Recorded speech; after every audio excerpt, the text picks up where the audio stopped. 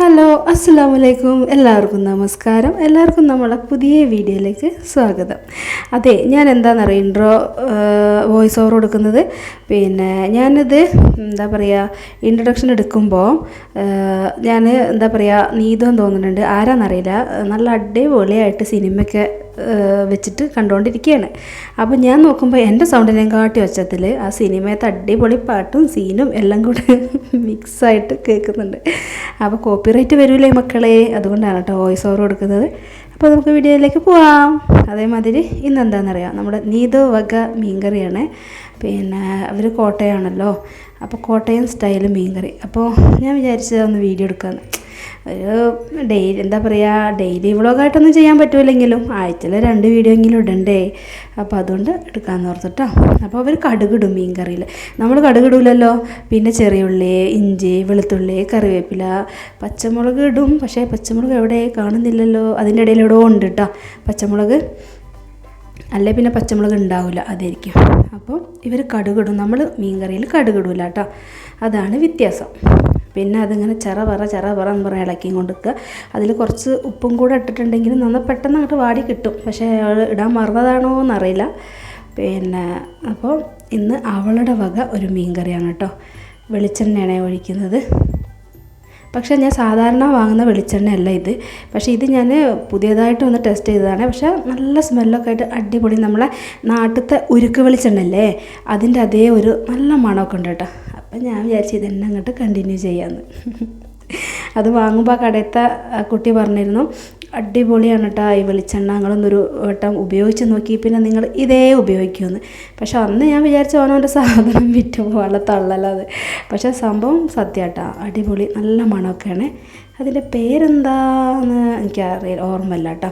അപ്പം ഞങ്ങളെ മാങ്ങയില്ലേ, പച്ചമാങ്ങ മീൻകറി വെക്കാൻ വേണ്ടിയിട്ട് വാങ്ങിയതാണ്. പക്ഷേ അതെല്ലാം കൂടെ അതാ വാടിയിട്ട് സൈഡ് മൊത്തം മഞ്ഞ് നടു വെള്ളയായിട്ട് ഒരു വൃത്തികെട്ട കളറായിട്ട്. പക്ഷേ ഒരു പുളിയുമില്ല കേട്ടോ. പക്ഷേ ആ മാങ്ങട്ട മീൻകറി കഴിക്കാനുള്ളൊരു ആർത്തി കൊണ്ട് വാങ്ങിയതാണ്. അപ്പം വിചാരിച്ച് ഇത് നമ്മുടെ ബക്കറ്റാണ്, ഇതിലാണ് കുപ്പികൾ എല്ലാ മസാലകളും ഇട്ട് വെക്കുക. ഇതാകുമ്പോൾ അങ്ങ് തൂക്കി പിടിച്ചങ്ങ് വന്നാൽ പോരെ, വിഷയമല്ലല്ലോ. അപ്പോൾ അതിലേക്ക് വർത്താനം പറഞ്ഞതിനിടെ കൂടെ നീത് എന്തൊക്കെയോ അതിലേക്ക് ഇട്ടിട്ടോ. എനിക്ക് തോന്നുന്നു മഞ്ഞൾപ്പൊടി, മല്ലിപ്പൊടി, മുളക് പൊടി അങ്ങനത്തെ എല്ലാം കൂടെയാന്ന് തോന്നുന്നുണ്ട്. പിന്നെ തക്കാളി നമ്മൾ മുറിച്ചിട്ടല്ലേ ഇടുക, ഇവർ അരച്ചിട്ടാട്ടോ ഒഴിക്കുക, അതാണ് വ്യത്യാസം. ഈ മസാലകളെല്ലാം കൂടെ ഈ വെളിച്ചെണ്ണേൻ്റെ ഈ ഉള്ളി മൂപ്പിച്ചില്ലേ അതിലിട്ടിട്ട് നന്നായിട്ട് അങ്ങോട്ട് മൂപ്പിച്ചെടുക്കും കേട്ടോ. നന്നായിട്ട് മൂത്തതിൻ്റെ ശേഷമാണ് ഇവർ ചെയ്യുക. നമ്മൾ പലരും പല രീതിയിലാണ്, പക്ഷെ നമ്മളിങ്ങനെയല്ലല്ലോ കറി വെക്കുക. നമ്മൾ ആ ഉള്ളിയൊക്കെ ഇട്ട് അതിലേക്ക് ചെറുതായിട്ടൊന്ന് മൂപ്പിച്ച് അങ്ങനെയല്ലേ മക്കളെ. ഇതാണ് ഞങ്ങളുടെ കിച്ചണിൽ നിന്നുള്ളൊരു വ്യൂ. അടിപൊളിയല്ലേ, കണ്ടില്ലേ? ഇപ്പം സമയം ഒരു 6:30 ആയിട്ടുണ്ടാവും കേട്ടോ, വൈകുന്നേരം.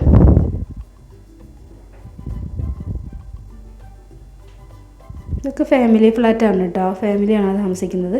ഇത് ഞങ്ങളുടെ ടെറസ്. ഞങ്ങളിവിടെ ഇടയ്ക്ക് പോയിട്ട് ചായ കുടിക്കും. അതൊരു ദിവസം ഞാൻ വീഡിയോ എടുക്കണ്ട കേട്ടോ. അപ്പോൾ തക്കാളി അതിലേക്ക് ഒഴിച്ചിട്ടുണ്ട്. ഹീനയും ഞാനുമാണ് ഇന്നത്തെ നീതുവിൻ്റെ അസിസ്റ്റൻറ്റ്.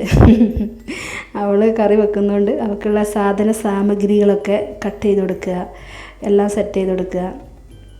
സത്യം പറഞ്ഞാൽ കുക്കിംഗ് ചെയ്തതാണ് ഈസി. എന്താ വെച്ചാൽ പണി മുഴുവനും അസിസ്റ്റൻറ്റുമാർക്ക് ഉണ്ടാവുക. എന്താ വെച്ചാൽ വെട്ടൽ, മുറിക്കൽ, ചിറകൽ ഒക്കെ ആയിട്ട് നമുക്ക് ഇങ്ങനെ അങ്ങോട്ട് ഒറ്റ നിർപ്പിലുണ്ടാക്കിയാൽ മതിയല്ലോ.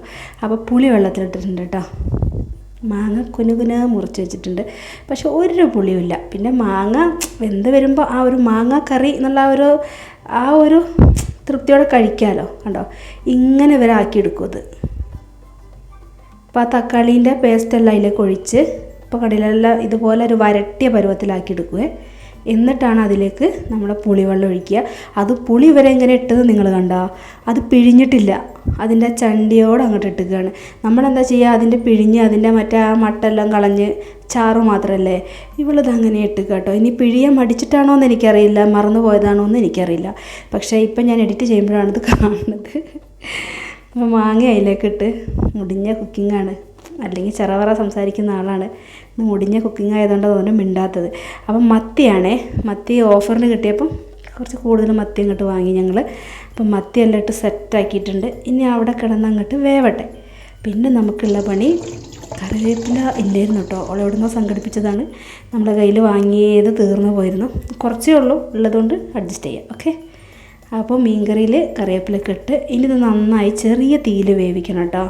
അപ്പോൾ കറി സെറ്റായി മക്കളെ, ഒരു രക്ഷയില്ല. ഇനി അടുത്ത പണി പുട്ടുണ്ടാക്കുകയാണ്. പക്ഷേ ഇത് കണ്ടാൽ തോന്നും ഫുൾ കളർഫുള്ളാണ്. 3 സൈസ് പൊടിയാണ് കേട്ടോ ഇത്. ഗോതമ്പ് നുറുക്ക്, ഗോതമ്പിൻ്റെ പുട്ടുപൊടി, പിന്നെ മട്ടേൻ്റെ പുട്ടുപൊടി. അപ്പോൾ പുട്ട് സെറ്റായി. പഴം ഞാനൊരു ഭംഗിക്ക് വെച്ചതാണ്, പിന്നെ ഞാൻ മീൻകറിയും കൂട്ടി പുട്ട് കഴിക്കില്ല കേട്ടോ, അപ്പോൾ കൊണ്ട് വെച്ചാണ്. ഇന്നത്തെ വീഡിയോ ഇത്രയേ ഉള്ളൂ. ഇൻഷാ അല്ലാഹ് മറ്റൊരു വീഡിയോ ആയിട്ട് വേറൊരു ദിവസം കാണാം. അസ്സലാമു അലൈക്കും.